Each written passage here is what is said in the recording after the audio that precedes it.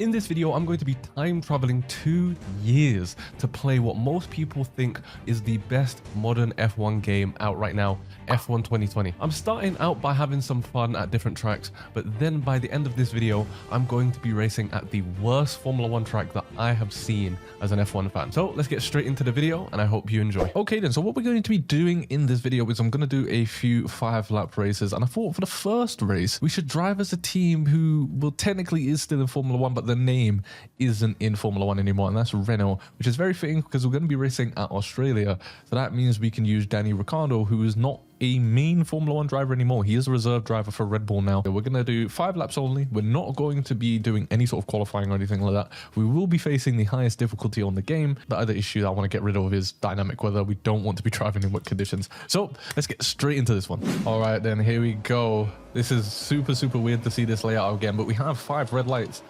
Lights out and away we go, starting in P8. Getting a good start. I'm not used to that. On F1 22, it doesn't matter how good of a start you get, the AI will always get a better one. But Ocon's on a bit of a mad one. He's completely gone right now. Gonna be a little bit weird going through the track. I did record this beforehand. I ended up at this corner just going completely off because I'm so used to the 2022 layout, which I actually almost did there just now. I'm so used to the 22 layout, so I was thinking that it's going to be a fast corner, but it's not. Like, this corner doesn't even exist anymore.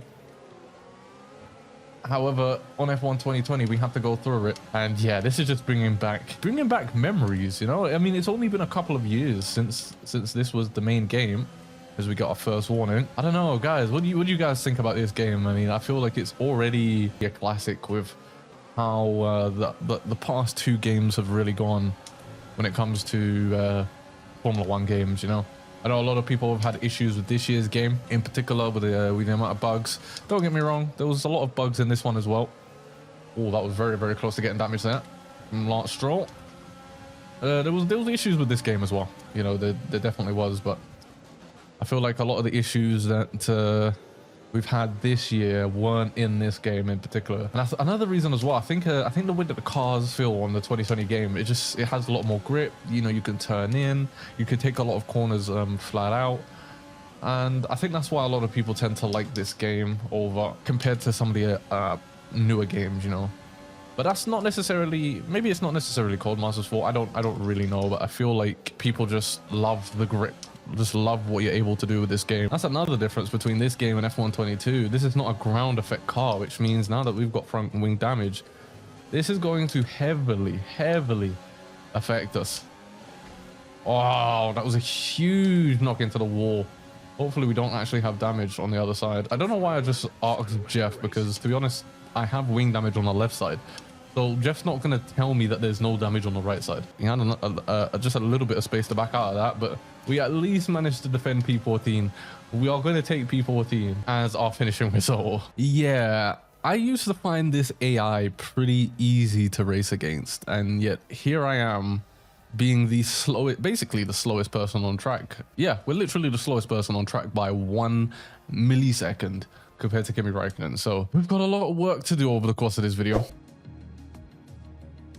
All right, we're probably gonna have to do this in this video, aren't we? I'm gonna leave this track until last because I absolutely despise this track. Okay then, guys, so for this one, we're not gonna choose a car that is no longer in Formula 1, but a driver that is no longer in Formula 1. We're going to be driving with Alfa Romeo, which actually have 2 drivers that are no longer in Formula 1, but this time we're gonna be racing as the Iceman himself, Kimi Räikkönen. And we're going to be taking Kimi Räikkönen and racing him at Monza, because of the legendary turn 4. Now, if you don't know what I mean by turn 4 or the F1 22, turn 4 is basically impossible to do, and it's even actually tied to FPS as well. So the more FPS that you get at turn 4 on Monza, or just any curbs, I guess, on the game. Anyways, as I was saying, the amount of curb you can take due to the bump stop, which is what makes the car bottom out on the game, is tied to your FPS, which means the more FPS you have, the more chances of you getting absolutely spit out by a corner. So turn 4, for example, at Monza is horrible, especially in terms of esports, because you basically have to use 60 FPS if you actually want to be able to use that curb and gain time. Whereas on this game, not necessarily the case, because you can't bottom out these cars, so you can take as much curb as you want. So let's see if we can actually hopefully gain time here. We've just been absolutely why do I keep breaking into people? Oh, here we are. We're getting absolutely mugged off by our teammate, BushiAntz, as we're gonna try and mug him off again. And oh, look how much curb you can take. Beautiful. No way, you're kidding me. I totally forgot that on F1 2020 you can actually use more than one fuel mix. That explains why we've been so slow in the straight line. Okay, yeah, we are very, very far from the main pack, so I don't think we're gonna score points here. But yeah, just remembering that we can use more than one fuel mix is mind-boggling to me. I don't know why. I literally started playing this game in 2019 where you had to do that. Oh my god, the way you have to save this car. He's got no more ERS. Let's go. Come on. Come on, come on, come on, come on. We weren't in Rick's fuel mix. We're gonna absolutely send it. We get the move done. He's trying to switch back on us, but it's not gonna work. We managed to overtake Magnussen for P16. I can't believe I just got excited over P16. That's the level that we're at right now. All right, guys, here we go. It's Lewis Hamilton. It's Silverstone, and it's lights out and away we go. Cannot talk for some reason. Let's hope we can actually have a good one here. Bump him with Leclerc already. That's not a good sign. Let's see. Can we send it? We can. But I don't think we're driving Formula 1 cars. I think we're driving bumper cars at this point. All right, here we go. Cops. Oh, are you kidding me? There's no way I messed that up. How can I mess that up? F1 2020, literally the only game where cops is completely flat out in 8th gear. How do I mess that up? But just guys, look at this. Yes, there used to be a time where you could take cops flat out without having to lift, without having to, whoa, downshift. And all of that good stuff. All right, it's Albon's up our grill right now. What do you guys, as we get another warning through maggots. Oh my god, what the hell was that? Okay, not sure what happened there, but we collided with Albon, which, if you know, you know. But what do you guys think of Albon's first season back in Formula 1? Obviously, he's driving for Williams now, and not Red Bull. I think he's done quite well, to be honest. Obviously, he kind of left Formula 1 on a little bit of a sour note, but he's returned with Williams and he's had a pretty good season, and now he's gonna have oh god, who is it? Logan. That's gonna be interesting to see how they pair up. Logan being a Formula 2 driver who managed to get will get enough super license points on the final race actually, so that you could drive for Williams in 2023. So it's going to be very interesting to see how he does, how Nick de Vries does, and how Oscar Piastri does as well. No, Albon, he's catching up. He's catching up. That's exactly what we don't want. And he's catching up by quite a lot as well, which means he's either going to need to make a mistake or we're going to need to have an amazing end to this lap just to try and get this podium. We're so close. Come on, Albon, don't ruin this for us. Come on, come on, come on. He's 2.1, please. Please, have we done it? Yes. No. What? He gained 2 tenths in the final corner? There's no way. There's no way. 1/10 of a second. He gained 2 tenths on the final corner. We could have had a podium there. I am angry. I am angry going into the worst track ever made. All right, guys. All right. I know a lot of you guys have been waiting for this one. Here it is. I'm putting myself through pain for you guys. So I hope you are enjoying this video. I don't even know if I have a setup for this. So if I don't have a setup, this will make it even more painful. Please, please pass me. Please, if you haven't made a setup, I will travel back in time and I will knock you out. Yes.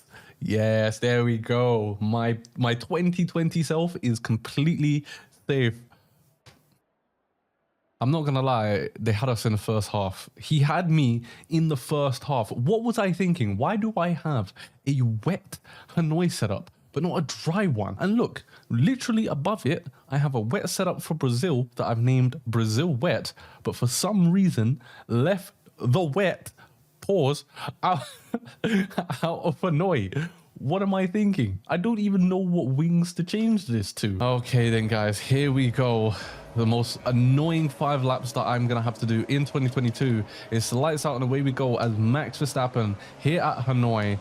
I have a rough idea of how to drive this track. I think I remember how to anyway, as Hamilton and I having a little bit of a tap there, still having a little bit of a tap. Verstappen taking no prisoners as per usual. The first and second sector is just, well, the first sector is very bad in my opinion. The second sector is just flat out boring. I think maybe the third sector is probably the best sector out of the 3 in my opinion. Just the fast sweeping corners. All right, I do have a rough idea of how to drive this, but in all honesty, I'm clearly losing quite a lot of time to Hamilton, so I don't fully remember how to drive it, but I have a rough idea. All right, here comes Perez. Apparently Racing Point have the quickest car in a straight line, which actually kind of makes sense. I think they did actually have the quickest car in a straight line. As Perez overtaking his future teammate. Perez taking no prisoners here. I think this version of Perez probably saw what happened in Brazil of 2022 and was having absolutely none of it. Okay. So we've got damage in our front wing, but so far we've not lost too many positions, currently sitting in P5. Okay, so it seems as if Red Bull's straight line speed is pretty bad in 2020. Oh no, we broke way too late. No, we're gonna lose some more positions. There goes Ocon. How the hell is Ocon even up here? I have no idea. Also got Vettel. We take Ocon out. We've got more wing damage. This is not looking good. We've taken Ocon out. Oh, it's not looking good. We're slamming into walls. We're taking other drivers out. This has been a painful experience, and I am so glad we don't have to do this again. Oh, there we go. 2-second time penalty. I remember being able to take a lot of curb there without getting a warning. I'm clearly either misremembering, or maybe you can't take as much curb as I'm trying there. But here we go with our first dose of DRS. Is it going to be enough to overtake Esteban Ocon going into this corner? We're going to try and brake as late as we can. We do have wing damage, remember, so our turning isn't as good. And no, we cannot overtake Esteban Ocon, which means we're probably going to lose him. I'm not going to lie. Oh, the amount of understeer we just got there was ridiculous, man. Well, no DRS. We've got a bunch of cars behind us that does have DRS. And this is going to be very interesting. Can we do something? We've not got ERS as well to defend. I'm going to try and brake late. Even with a turn in. Oh, Charles Leclerc goes for the move on Norris. It doesn't work out. We almost spin as Danny Ricciardo looks to overtake us. Can we get a switch back on him? We do, even with wing damage. Oh, no. Oh, this is the worst. Thank God that this track is over. Lewis Hamilton, I think, takes the victory and the fastest lap as well. We're not even going to score points, and we started in like P4. There we go, guys. This is arguably the best F1 in recent memory, at least for me and for a lot of people. But that was definitely the worst track. Right, so we've played F1 2020. Is there another previous Formula 1 game that you want me to play? I only started playing in F1 2019, so if you want me to play a previous Formula 1 to even that, make sure to let me know down in the comment section as well. Click the video, it should be around about here. This is a F1 22 video, probably. Click that, watch it, enjoy yourselves, and I'll see you guys in my next video.